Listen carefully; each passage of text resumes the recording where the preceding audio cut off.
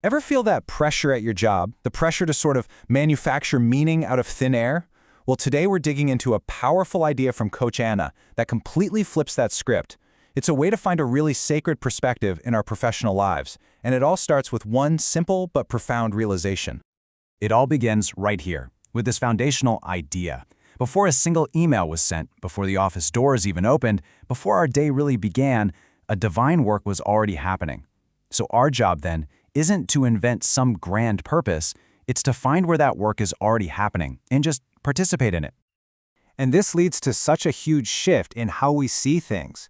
We get to move from the exhausting role of being the creator of meaning to the much more freeing role of being a participant. And trust me, that one little change makes all the difference. This totally reframes the daily grind, doesn't it? That meeting you have coming up, that project, that client interaction, they aren't interruptions to something more important. They are the very places where divine care and purpose can actually become tangible, something we can see and feel. Now, to really get a handle on this, the source material uses this powerful central metaphor, the table. So let's explore what that really means for us. So, the table is so much more than just a piece of furniture, right?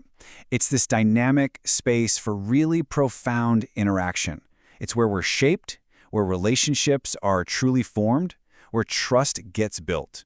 It's where our identity is affirmed, and suddenly the direction we need to go becomes clear.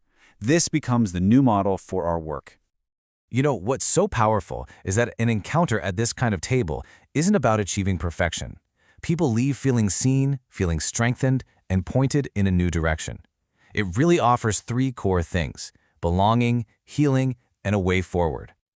But here's the thing, and this is so important. There is an unbreakable order to this whole process. Before we can even think about hosting others at our own tables at work, we have to be guests ourselves first. And this sequence, it's not optional.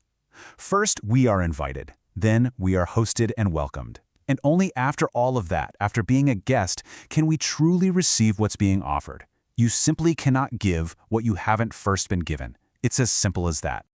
So what is it we actually receive at the table? Well, it's this incredible three-part gift. First, restoration.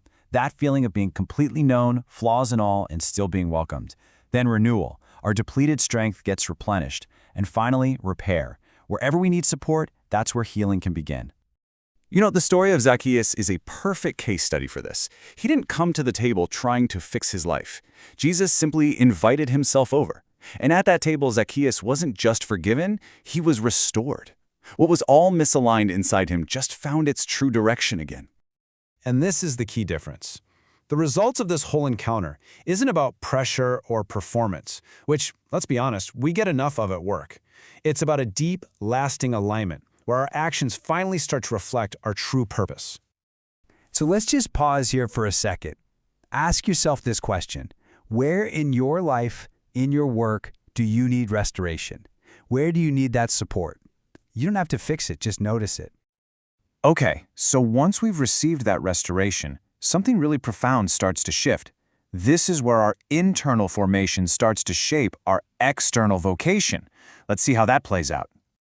See, this personal transformation isn't meant to just stay private.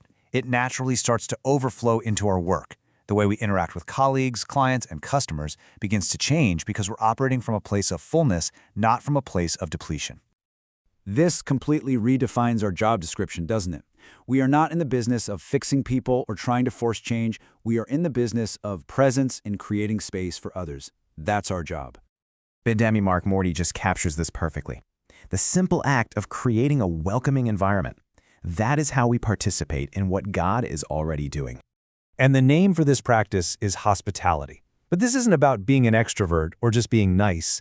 It's the core practice of making other people feel seen, respected, and valued. This becomes the very fabric of our work. It all boils down to this simple, beautiful exchange. We first hear the invitation to come. And then, through our work, in our own unique ways, our response to others is simply, "There's room for you here."